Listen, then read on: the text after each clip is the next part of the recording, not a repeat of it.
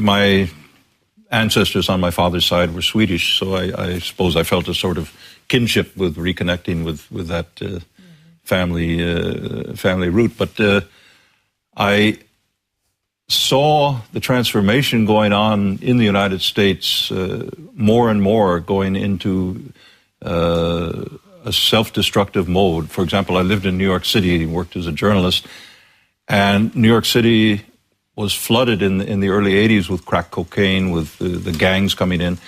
And actually, I learned when my apartment was robbed the third time, I was talking to the police officer that came to file the report that never led to any arrests, but he said, well, what's happening is your neighborhood has been slated by the banks for gentrification.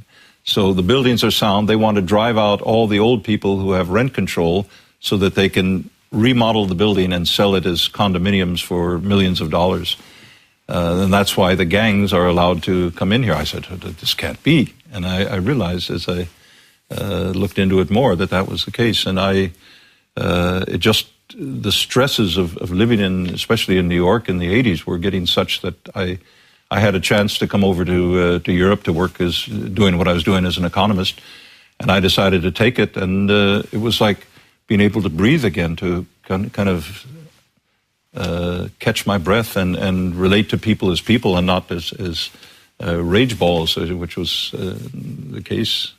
So looking at the United States from outside the United States I find a tremendous advantage, especially over years, because you can see things that friends of mine who are inside the goldfish bowl are swimming around in circles and often don't see that.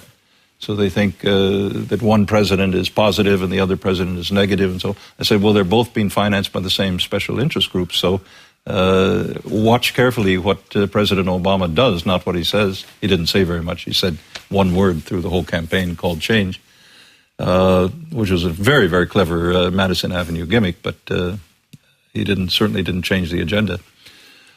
So in that sense, living in Europe has been extremely positive. I don't feel myself limited to a geographical boundary. I have dear friends through my writings. I've been blessed to see much of the world, to make speeches, give talks to university students all around the world, from China to Russia to Turkey, where I was just some weeks ago, and of course Croatia, which has a special place in my heart. I've been here many, many times and have some dear friends here who I've kept over the years. But so in that sense, I think we're all human beings, and one creator made us all. And to emphasize the differences may be useful in some respects, but I think it's more useful if we emphasize what's in common, what's human about all of us, and find ways to build bridges on that basis. Mm-hmm. Kada sam rekla nekim mojim prijateljima i poznanicima da ćete nam doći u studio i bili su svi naravno oduševljeni, i kada sam pitala, to su obožavatelji vaših knjiga, što bi htjeli da vas pitam, svi su redom imali teška politička pitanja oko nafte, pitanja oko pravih vladara svijeta, tako da možda da i za njih postavimo još neka pitanja vezana uz knjige. Naravno, većinu njih zanima ko doista vlada, spominjete dakle, u knjizi o hrani, o sjeme uništenja, dakle, ljudima koji vladaju danas zalihama hrane. Dosta zastrašujuća ta knjiga, jer se nekako čini da se tiče više nas, običnih ljudi, možda nego ove druge vaše knjige o koje se bave velikim političkim odlukama i ratovima. Dakle, možda malo da pređemo na tu knjigu i na te zastrašujuće činjenice koje iznosite o stvarnim vladarima današnje hrane i zaliha hrane u svijetu. It was a project that was set up in the 1950s, actually, in the United States at Harvard Business School. Wassily Leontief, the Nobel Prize economist, was a key player in this, financed by the Rockefeller Foundation. And the idea was to create a vertical integration of food based on the model of the Standard Oil Trust, the monopoly model that Rockefeller had built for oil. And he said, we have to learn how to control life. And the best way to do that is to control the food that people eat. And the mad dream that they had came out of a project called eugenics. Eugenics, of course, being the purity of the race that Nazi Germany practiced under Hitler. Well, what few people know is that the eugenics of the Third Reich was actually financed up to the outbreak of World War II by the Rockefeller Foundation. And they would come back from going to the Kaiser Wilhelm Institute in Berlin or in Munich, and where these Nazi doctors were doing these forced sterilizations and all these eugenic experiments with twins and so. They come back and say, we're only talking about it, but in Germany, they're actually doing it. They're doing what we only, sit here idly talking about.